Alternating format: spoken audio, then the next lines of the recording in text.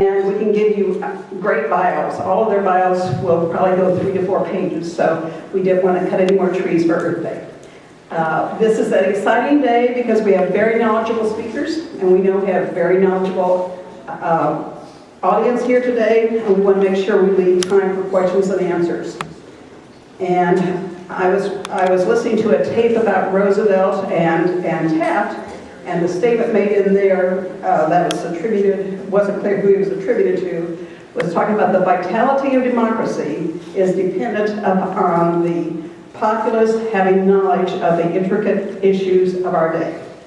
And that's you all, and we're glad you're here, and we'll start out with Maggie Hurchalla, who we all know and love, and her handout that she'll be talking about is the third page, starts on the third page, it's the one with the bit. Because the whole thing is chapter 2 of the comp plan, but she's going to be talking a little bit about the whole chapter 2, but more about the part that is yellow on that page and forward. So without further ado, Maggie Hurchalla, she's just won 2 new awards in addition to her national, state, and regional awards at the Friends of the Everett and Martin Stillman Douglas Award and the Garden Club First Stewardship Award. Yay. I am Maggie Hurchalla. I am not a fraud. I always sound like one. Pardon me, I'm recovering from a strep throat. I want to tell you why we need a comp plan, because it's something that we forget from time to time, particularly when we don't have any big ugly projects in front of us. Martin County is notorious for being different. And we grow slower than all the counties on the southeast coast, from Brevard on down. If you want to be warm and you want to be on the ocean, we're the slowest growing place. And in spite of that, by every measure you can find, we have the best economy of all of those counties. Do you know that our tax base per capita is really better than Dade and Broward and all those big, busy people with lots of people? Because of the fact that we're slow growing and careful growing, we have a better quality of life. And we have much stricter local environmental laws. Local environmental protection policies, and our environment isn't just about wild creatures and stuff in those pretty pictures, it's about you. It's about your home. It's about protecting our residential areas and the place we live. And all this does not take away from property values. I looked that up to be sure last night. I looked at 2 pieces of property on the St. Lucie-Martin County line, both agriculturally zoned. In Martin County, you are severely restricted. You have to save your wetlands, you have to save your uplands. You can't have anything more than a 20-acre lot. In St. Lucie County, you can do a whole lot of other things. The property appraisers say the Martin County property is worth twice as much. Foot by foot, acre by acre. Some years back, when they were instituting the beach setback line, the state did a study between Martin County and St. Lucie County, because in Martin County, we required them to set back 50 feet from the state setback line. And we had a 4-story height limit. And they found that per square foot and per acre, the land in Martin County on the ocean front sold for more than the place you could build a high-rise in St. Lucie County. So we're not stealing value from people's property, we're making it more valuable.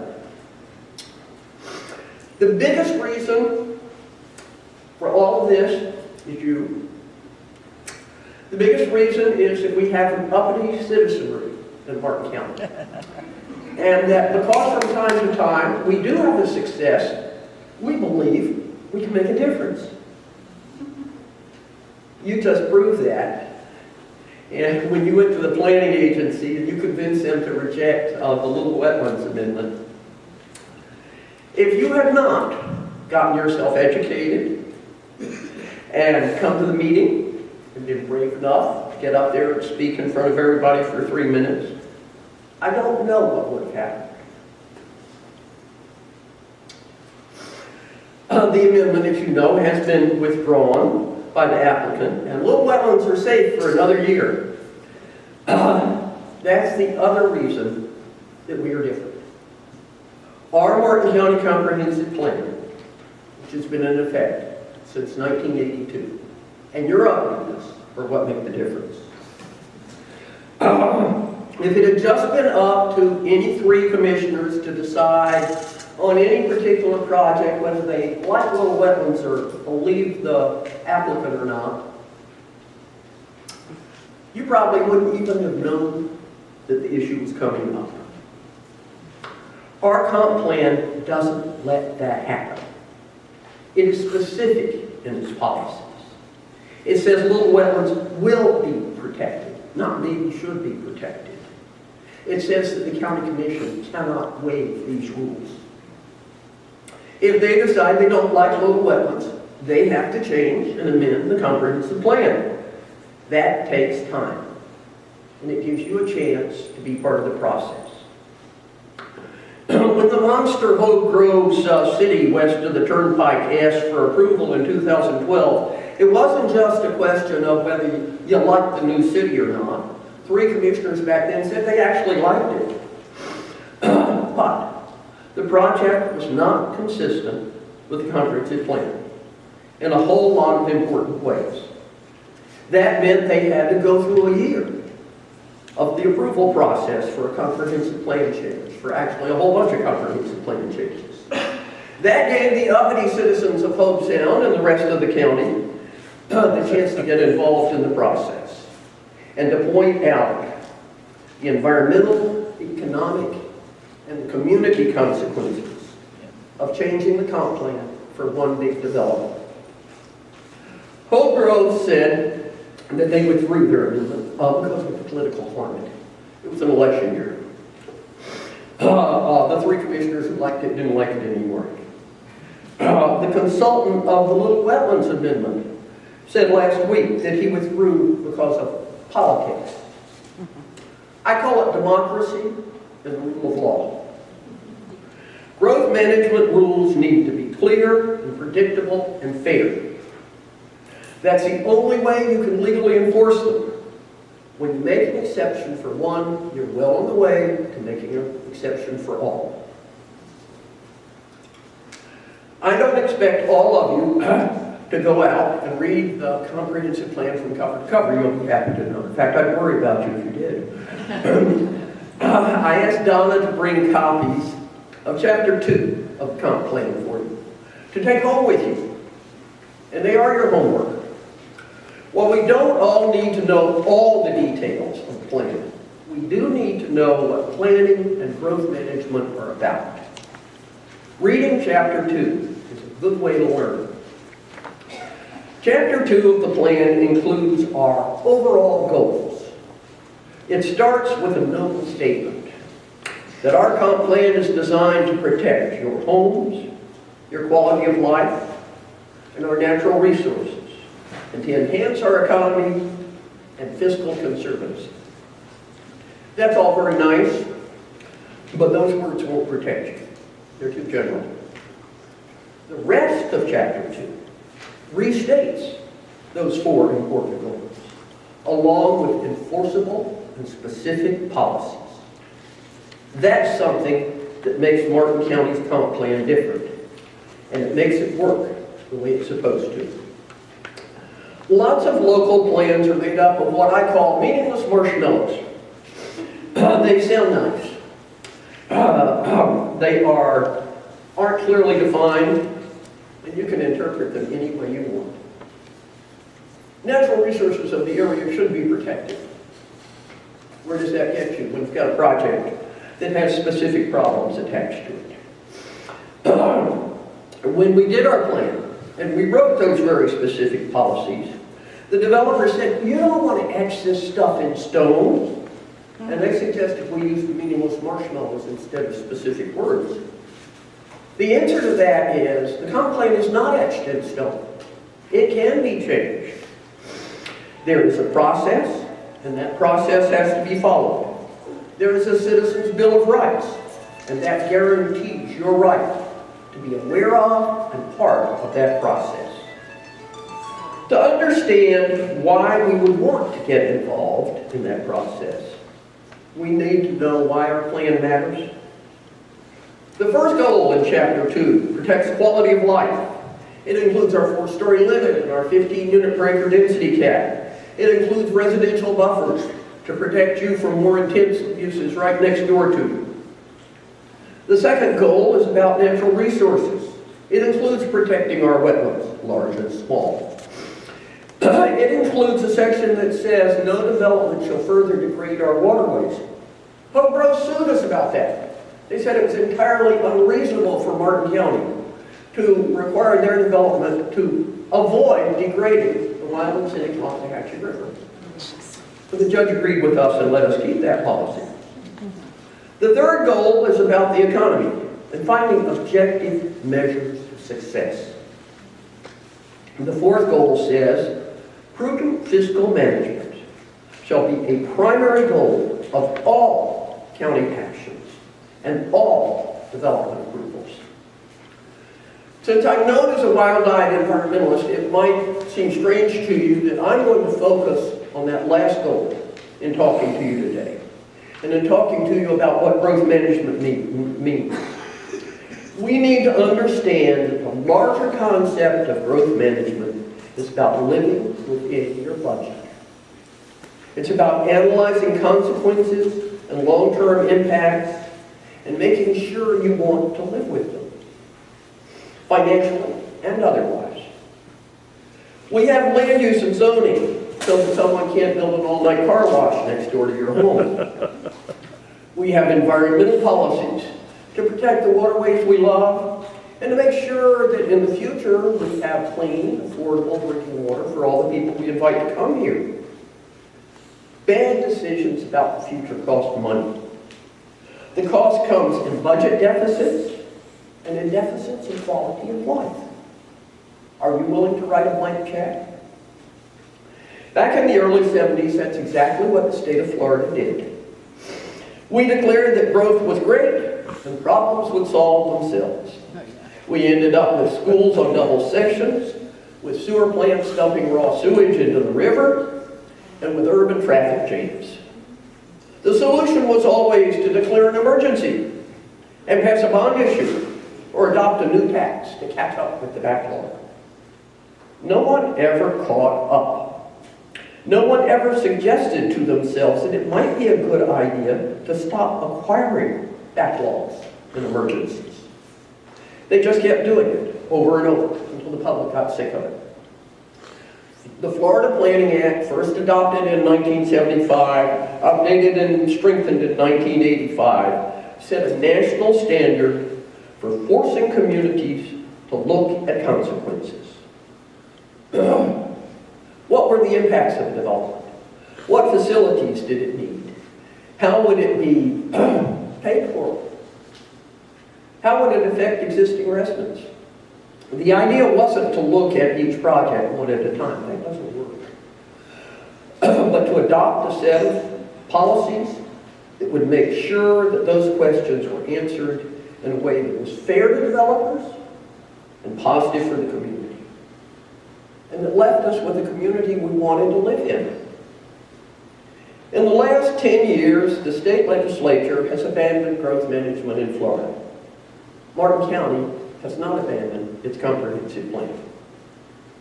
Among the policies in the section on fiscal concerns, 1, growth will pay for itself.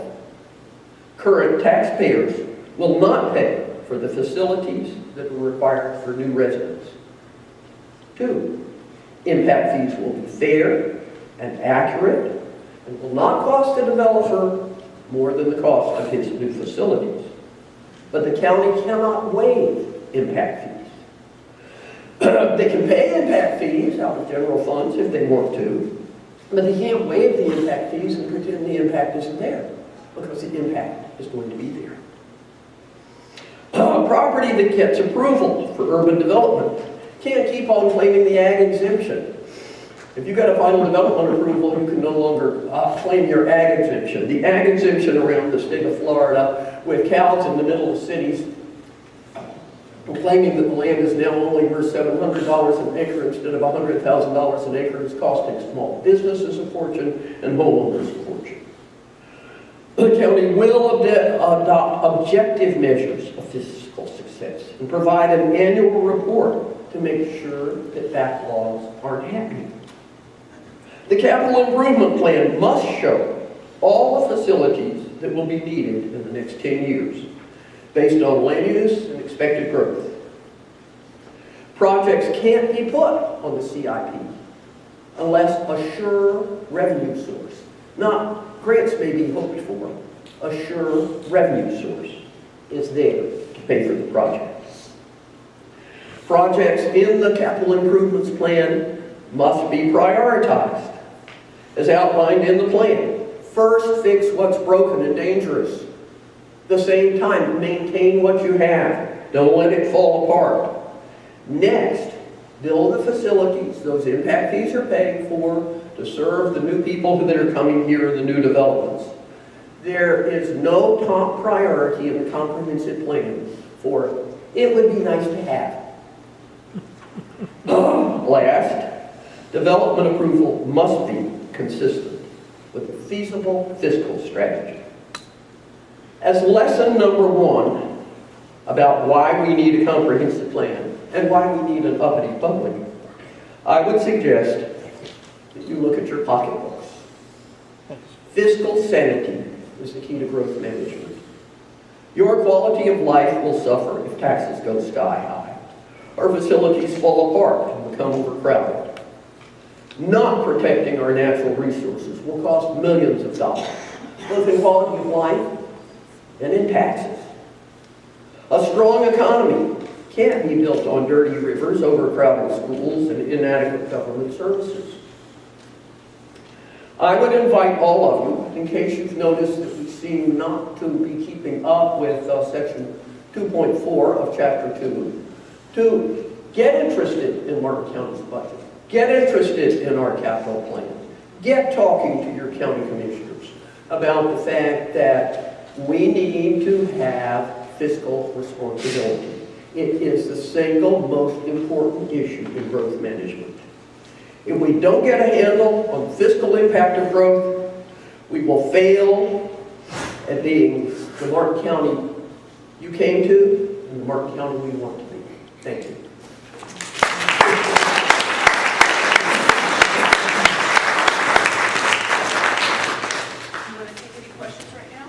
Whatever you say. Do you have any quick questions? And we'll have time later to I'll ask be some here more later. questions. Yes. We'll take two here. Okay. Yeah, they've been constantly with the new commission talking about raising the four-story height limit. What would that take? That would take an amendment to the comprehensive plan in several places. And the nice thing about the comp plan is it says you don't get to change it in one little place. It says this project shall be exempt. You have to go to the other 4 places where it says you can't do this. The developers objected mightily to that point. But it would take a strong comprehensive plan change. You know, and I hope all of you got a chance to see Morris Crady's angry letter about why he had to withdraw the Little Wetlands Amendment because you all were so hysterical and difficult. But basically he said, if we don't give up everything we have, we're going to spoil Martin County. If you don't give up your little wetlands, why, we'll have to, grow out west somewhere. And if you don't have high rises, and if you don't have higher density, and if you don't let us have higher density, why? We can't fit it all in the urban service district. Hogwash. We can keep our quality of life, and we can have an urban service district that, when it needs to, expands in a sane, statistically justified way. I don't think they're going to get the height limit changed, but I would never put it past them. I can tell you Hope Groves is still out there and still planning to build a city west of Hope Sound. Member Hines? Yes, sorry, she had her head up, and then we'll take the questions later. County cannot waive the impact fee, but I thought I heard you say that then they could pay for it. That's right. That fee. So how does that work? What that works is the impact fee has to be based on a bunch of statistics that shows the impacts are real. They actually look at the number of sheriff's calls to a business based on the size and square footage. There's a popular myth that businesses save you taxes. Well, the 3 things that cost you most are roads, emergency service, and sheriff department. And a small business uses those far more than a home does. So their impact fee reflects that. If you're going to charge an impact fee to everybody, it has to be based on what they call a rational nexus. There has to be a nexus between what you cost and what you're charged. If you declare to one party that this doesn't exist, then you no longer have a justification to collect it from the other parties. If you declare to one party that you think they're really cool people and you think it would be nice for the taxpayers to pay for it, you can pay for it. And that leaves you with a balanced budget in your capital improvements plan because all the impacts have been paid for.